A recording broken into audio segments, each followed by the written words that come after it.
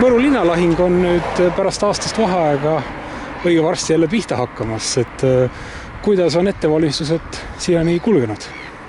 Seni on kulgenud kõigil osavõtjatel päris hästi, kõik plaanid on töös, tõrkeid, takistusi ei tea hetkel ühtepidi olevat, et ilm on ka hea, soosib meid, et ma arvan, et tuleb huvitav ja asjalik üritus.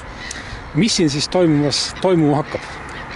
Toimuma hakkab see, et üks pool siis ründab Võru linna 3 suunalt ja linnas on siis kaitsjad, kes üritavad siis seda rünnakut tõrjuda.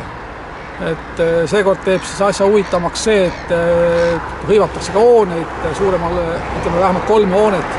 Üks on siis Sookool, mida üritatakse ära vallutada, teine on selja taha jääv gaasijaamisaatorite tehas endine ja ka Estikule kuuluv siis Pikal tänava hoone, mida üritatakse ära vallutada.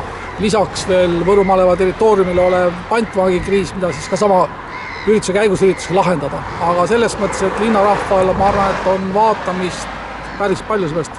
Võib linnas olla kuni 1000 inimest korraga tegevuses ja ma arvan, et linn saab olema väga kärarikas. Kui palju nendest 1000 inimesest on kaitseväelased ja kui palju on kaitseliitlasi? Tegelikult on 3. osapool veel, on ka liitlasüksus osalemas see aasta. Et Kuperjanovi poole pealt on praegu võitlemas 800 meest, neist osad ründavad, osad on kaitses. Kaitseliidu poole pealt on töös alla 200 inimese ja siis liitlaste üksus ka, mille suurust ma hetkel ei oska väga täpselt öelda. Mida siis Võru linnas täpsemalt harjutatakse? Harjutatakse siis asustatud alal võitlemist ja hoonete hõivamist. Üks pool saab harjutada siis rünnakut, teine pool siis viivitust ja kaitset. Ja põhirõhk on siis üksuste vahelisele koostööle.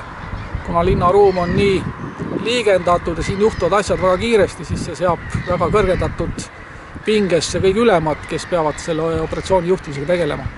Kas selleks ajaks, kui siin Kreutzfeldi tänaval lahingud käivad, et kas liiklus jääb selleks ajaks avatuks või kuidas see on lahendatud? Liiklus on avatud, piiratud on küll kiirus 30 kilomeetri peale ja on tänav, võitlusalad on täis või lahingualad on täis julgestaid, kes siis vastavad vajadusele võivad mingiks ajaks korraks panna liiklust kinni. See on siis tagamaks liiklejate ohutust. Et seda võib vahepeal juhtuda, aga selleks on siin enamus ongi ka abipolitseinikud, kes siin siis ala turravad ja sellega siis jooksvalt tegeletakse.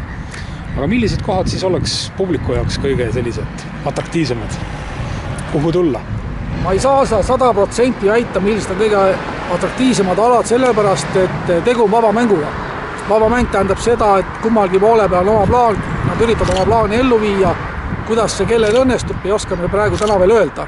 Suure tõenäosusega võivad olla huvitavamad kohad siin samas gaasitehase juures, kui seda hoonet hõivama hakatakse. Teine koht kindlasti on võib-olla Sookooli hõivamine, 3. koht kindlasti ma pakun, et võiks olla Roosisaare silla hõivamine.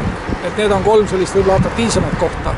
Aga kui linnakodanik kuulab, kus linnas madin käib ja võimalikult suur sinna juurde vaatama tuleb, siis arvatavasti kõige huvitav koha peale ka juhtub. Kui tõenäoline on see, et möödakäijad satuvad ise mingisugusesse olukorda, kus neid võib-olla võetakse pantvangiks või Kindlasti ühtegi linnakodanikku ei võeta pantvangi, ei tulistata ja ei tehta nendega midagi. Et ei ole seda varasematel aastatel juhtunud, ei ole ka sellel aastal sellist plaani.